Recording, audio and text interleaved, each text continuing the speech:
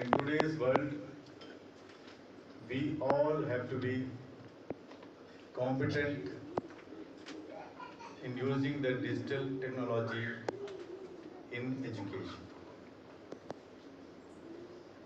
सबसे पहले मैं डिजिटल लिटरेसी की बात करना चाहूँगा। हम लोग लिटरेसी शब्द सुनते आए हैं और शिक्षा जगत में जब हम सुनते हैं लिटरेसी वर्ड तो उसका सरल सा ये होता है कि राइटिंग एंड अरिथमेटिक्स। कम से कम ये इतनी सामान्य रूप से लिटरेसी होनी चाहिए मानव को अपना जीवन को जीने के लिए। आज डिजिटल लिटरेसी की बात हो रही है।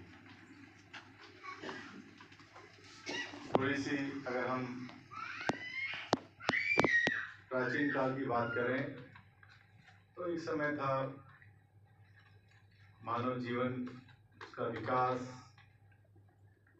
और बहुत सारे आविष्कार, खोज, धीरे धीरे मनुष्य ने पढ़ना लिखना सीखा। पहले तो जो शिक्षा प्रदान की जाती थी वो इसी प्रकार से प्रतीकों से, पिक्चर के माध्यम से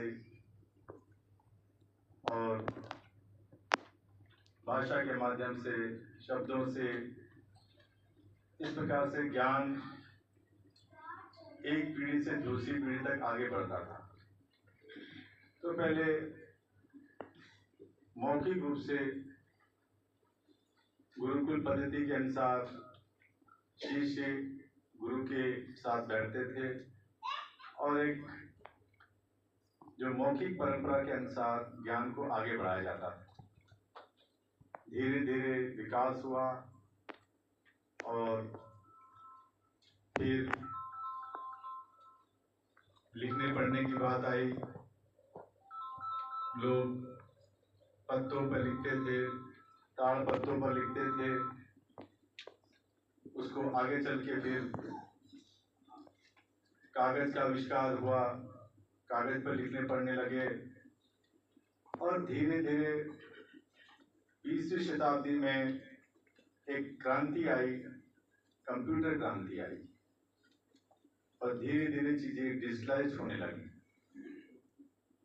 और आज तो लगभग सभी चीजें डिजिटल हो रही हैं।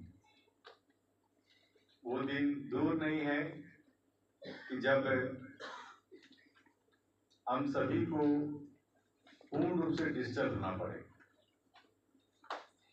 खास करके शिक्षा के क्षेत्र में।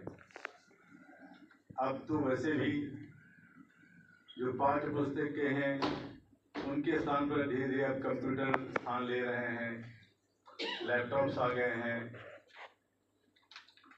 मोबाइल फोन आ गए हैं